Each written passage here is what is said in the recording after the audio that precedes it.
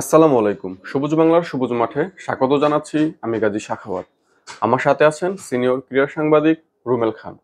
শুরুতে রুমেল খানের কাছে জানতে চাইবো বাংলাদেশের ফুটবল নিয়ে। আমার প্রথম প্রশ্নটা হচ্ছে যে বাংলাদেশ একটা দুর্দান্ত কামব্যাক দিয়েছে। একটা সময় তারা ৩-১ গোলে পিছিয়ে ছিল এবং শেষ পর্যন্ত ৩-৩ গোলের একটা লিডও তারা মানে সমতা ৩-৩ গোলের একটা সমতাও তারা করতে পেরেছিল। কিন্তু শেষ মুহূর্তে আবার সে বাংলাদেশের মানে যেটা হচ্ছে আমরা মুদ্রা দোষ বলতে পারি যে মানে একদম শেষ মুহূর্তে গোল খাওয়া। এই বিষয়টাকে কিভাবে দেখছেন? আর দ্বিতীয় প্রশ্ন থাকবে যে ক্যাবরেরার ট্যাকটিক্স আসলে কতটা ভুল? দ্বিতীয় প্রশ্নটা দিয়ে আগে শুরু করি, আনসারটা আগে দিয়ে দিই। এই যে বাংলাদেশ কালকে এফসি এশিয়ান কাপের বাছাই পর্বে নিজেদের একটি গুরুত্বপূর্ণ হোম ম্যাচ খেললো হংকংয়ের বিরুদ্ধে। সেখানে বাংলাদেশ র্যাঙ্কিং এ যদিও অনেক পিছিয়ে ছিল, 38টা পিছিয়ে হংকংয়ের চেয়ে। হংকং 146, বাংলাদেশ 184। তারপরে কিন্তু বাংলাদেশ কিন্তু মাঠের খেলায় কিন্তু মানে বুঝতে দেয়নি যে হংকং বাংলাদেশে যে বেশ এগিয়ে। কিন্তু বাংলাদেশ কিন্তু বেশ ভালোই খেলেছিল, কিন্তু এক পর্যায়ে বিশেষ করে ফার্স্ট হাফটা ভালোই খেলেছিল। শুরুতে তার 1 গোলে লিড নিয়ে ফেলে, কিন্তু শেষ পর্যন্ত আপনার যা বললেন, শেষ মুহূর্তে গোলকে বাংলাদেশ 4-3 গোলে হেরে যায়। তো এই হারের জন্য কিন্তু ফুটবল প্রেমীরা প্রচন্ড ক্ষুব্ধ, ক্ষিপ্ত, বিরক্ত। তারা সবাই ক্যাবরেরাকে হারের জন্য দায়ী করছেন। সবাই বলছেন যে এটা ক্যাবরেরার ভুল কৌশল ছিল, ভুল একাদশ সিলেকশন ছিল। হ্যাঁ, কারণ ক্যাপ্টেন জামাল ভুঁইয়া, জায়েন আহমেদ, ফাহমিদুল ইসলাম এবং সামিদ সোম, তাদের কাউকেই, এই অপরাজ্য 4 খেলোয়াড়কে কাউকেই তিনি প্রথমার্ধে খেলাননি বা প্রথম একাদশে রাখেনি। অথচ সেকেন্ড হাফে যখন এই 4 জনকে তিনি মাঠে নামান, তখন কিন্তু বাংলাদেশের খেলার ধার এবং আক্রমণ অনেকটাই বেড়ে যায় এবং একের পর এক গোল গোল করতে থাকে। তো এই জন্য প্রশ্নটা চলে আসছে যে ক্যাবরেরা তাদেরকে প্রথমার্ধে কেন নামাননি। আর ডিফেন্সের কথা বলতে গেলে বলবো, ডিফেন্স ছিল অত্যন্ত ভঙ্গুর এবং বিশৃঙ্খল। আর গোলকিপার মিতুল মারমারও কিন্তু এই দায় এড়াতে পারবেন না, যে গোলগুলো তিনি হজম করেছেন। আর শেষ মুহূর্তের ইনজুরি টাইমে গোল খাওয়ার কথা যেটা আপনি বললেন, এটা বাংলাদেশের অনেক পুরোনো দিনের একটা ব্যাধি ছিল। আপনি যে বললেন মুদ্রাদোষ, সেই মুদ্রাদোষ মাঝখানে কিছুদিন বন্ধ ছিল, কিছু কালকে আবার দেখা গেছে যে শেষ মুহূর্তে বাংলাদেশ ইনজুরি টাইমে গোল খেয়ে কিন্তু আবারও আমরা কিন্তু প্রথমার্ধে যে গোলটা খেয়েছি একদম লাস্ট মোমেন্টে, এবং দ্বিতীয় যেটা খেয়েছি সেটা আরো লাস্ট মোমেন্টে। এই যে ব্যাপারগুলো বারবার পুনরাবৃত্তি হচ্ছে, এ থেকে বাংলাদেশ কি কখনই বের হতে পারবে না? বের হতে পারবে কিনা সেটা ডিপেন্ড করছে আসলে কোচিং এর, কোচের ট্যাকটিক্স, টেকনিক, হ্যাঁ, কৌশল, সবকিছুর উপর। এই কোচ যে বাংলাদেশ দলের সবচেয়ে বেশি ম্যাচের কোচ, কিন্তু যতই দিন যাচ্ছে বাংলাদেশ কিন্তু মানে তার কোচের যে ধারটা, যে কোচের যে অভিজ্ঞতাটা আরো সমৃদ্ধ হওয়ার কথা, সেটা কিন্তু হচ্ছে না। জিততে গিয়েও বা ড্র করতে গিয়ে কিন্তু বাংলাদেশ কিন্তু ম্যাচটা জিততে পারছে না। এখানে কিন্তু আরেকটা বিষয় থেকে যায় যে হামজা ইংলিশ প্রিমিয়ার লিগ খেলে এবং শামিদ সোম কানাডিয়ান একটা লিগে খেলেন, ফাহমিদুল ইতালিয়ান লিগে খেলে আসছেন এবং জায়ন আহমেদ আমেরিকান প্রবাসী। তো এই যে এরকম মানের প্লেয়ারদের সাথে এই কোচকে আসলে মানানসই? কারণ তারা তাদের লিগগুলোতে যে মানের কোচের সাথে খেলে, ক্যাবরেরা কি আসলে সেই মানের কিনা? সাবেক ফুটবলাররা আসামি দেখলাম বিভিন্ন গণমাধ্যমে তারা ইন্টারভিউ দিয়েছেন, তারা কিন্তু কাবরেরার এই কৌশলগুলো নিয়ে কিন্তু তারা সমালোচনা করেছেন, বলেছেন যে কাবরেরার কৌশলে অনেক ভুল আছে। সিঙ্গাপুর ম্যাচেও তিনি একাধিক ভুল করেছেন, বা হংকং এর ম্যাচে কিন্তু একই ধরনের ভুল করেছেন। গতকালকের ম্যাচে আপনি জানেন যে সাদউদ্দিন ক্রমাগত ভুল করে গেছেন, তাকে পুরোটা সময় তাকে কোচ খেলিয়ে গেছেন। সাদউদ্দিনকে অনেক আগেই তাকে নামিয়ে দেওয়াটা ছিল কোচের উচিত ছিল, কিন্তু কোচ সেই কাজ আমাদের তার বিকল্প হিসেবে কিন্তু মোহামেডানের অধিনায়ক মেহেদী হাসান মিঠুও ছিল, কিন্তু তাকেও কিন্তু চেঞ্জ করেনি, ব্যবহার করতে পারতেন মিঠুকে, পারেননি। ওই যে তপু বর্মন হাফ ফিট ছিলেন, ইঞ্জুরিতে ছিল তপু বর্মন, এই যে হাফ ফিট প্লেয়ারকে শেষ মুহূর্তে, শেষের কয়েক মিনিট খেলেছেন, এটাও কিন্তু কোচকে কিন্তু প্রশ্নবিদ্ধ করেছে তার এই কৌশলকে। আর কোচ প্রেস কনফারেন্সে তাকে বিভিন্ন এই বিষয়ে প্রশ্ন করা হচ্ছে, তার ভুল একাদশ বা ভুল ট্যাকটিক্স, সেগুলি কিন্তু কোচ তার ব্যর্থতা হিসেবে স্বীকার না করে তিনি যেসব যুক্তি সেগুলো আসলে সাফাই গাওয়ার মতো।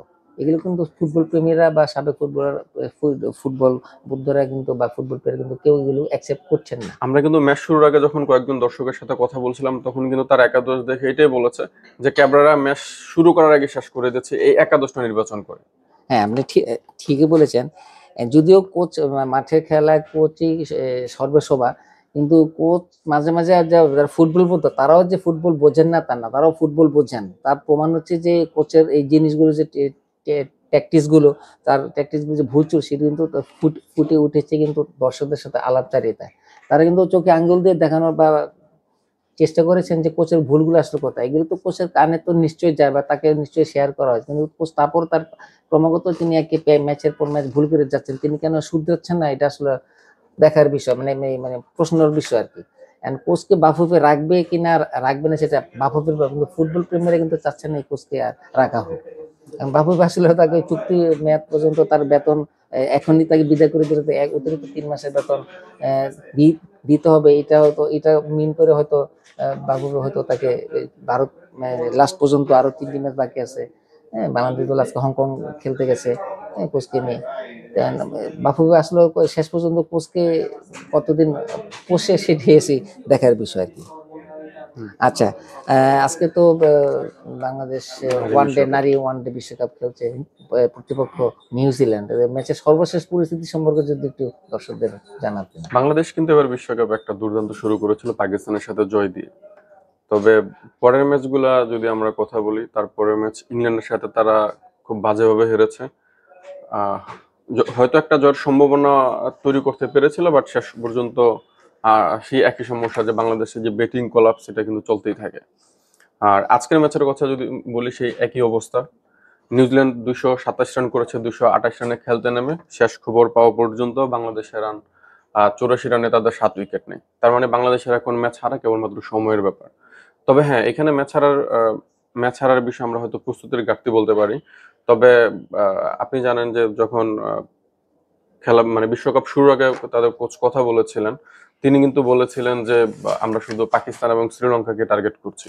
তো আমার মনে হচ্ছে আসলে সেটাই হচ্ছে, পাকিস্তানের সাথে আমরা জিতেছি, হয়তো পরে ম্যাচ শ্রীলঙ্কার সাথে জিতবো। আসলে বাংলাদেশ এখন যে মানের দল, অনেস্টলি স্পিকিং, যে আসলে তারা ইংল্যান্ড, নিউজিল্যান্ড বা অস্ট্রেলিয়ার দলকে হারানোর মতো টিম তারা না।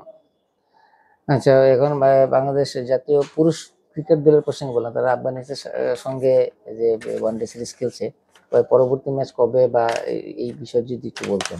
হ্যাঁ, কালকে আফগানিস্তানের সাথে বাংলাদেশ দ্বিতীয় ওয়ানডেটা খেলবে, এবং এখানে বাংলাদেশের জন্য যেটা সব থেকে বেশি কনসার্ন সেটা হচ্ছে যে তাদেরকে যদি ওয়ার্ল্ড কাপ কোয়ালিফাই করতে হয়, এই সিরিজে তাদেরকে অবশ্যই জিততে হবে, না হয় হয়তো তাদের আবার সেই মানে কোয়ালিফায়ার খেলতে হবে। এখন বাংলাদেশ যেই মানে জায়গাটাতে সবচেয়ে স্ট্রং, বাংলাদেশের মানে যেই ফরম্যাটটাতে তারা এতদিন ধরে মানে অন্যান্য টিমকে ডোমিনেট করে আসছে, সেই ডোমিনেট করা জায়গা ওয়ানডের জায়গাটা কিন্তু তারা এখন এমন একটা জায়গাতে চলে গেছে যে র্যাঙ্কিং এ তারা এখন 10 অবস্থান করছে, যেখানে আফগানিস্তানের র্যাঙ্কিং 7।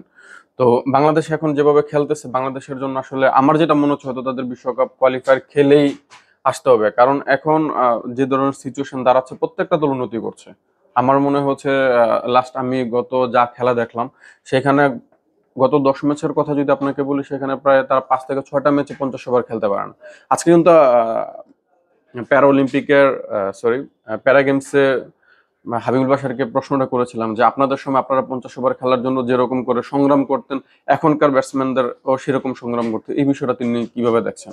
তখন কিন্তু তিনি আমাকে জানিয়েছেন যে বাংলাদেশ আগে যেরকম দল ছিল অবশ্যই এখনকার দলটা অনেক ভালো, তবে যেহেতু পঞ্চপাণ্ডব নাই, সেই ঘাটতিটা থেকে গেছে এবং সেটা পূরণ করতে একটা সময়ের ব্যাপার। তবে এখানে আসার ব্যাপার হচ্ছে যে আমাদেরকে সেই সম্ভাবনা নিয়ে থাকতে হচ্ছে। আর কি বলা যায় বাংলাদেশের এই দল নিয়ে? আমরা সেই অপেক্ষায় করছি, আসলে পঞ্চপাণ্ডের প্রভাবটা যত দ্রুত পূরণ হয় ততই বাংলাদেশ ক্রিকেটের জন্য মঙ্গলজনক। ধন্যবাদ। সবুজ বাংলা সবুজ মাঠের আজকের আয়োজন এ পর্যন্তই। আগামীকাল একই সময় দেখা হবে খেলার বিভিন্ন আয়োজন নিয়ে। সে পর্যন্ত সাথেই থাকুন। ধন্যবাদ।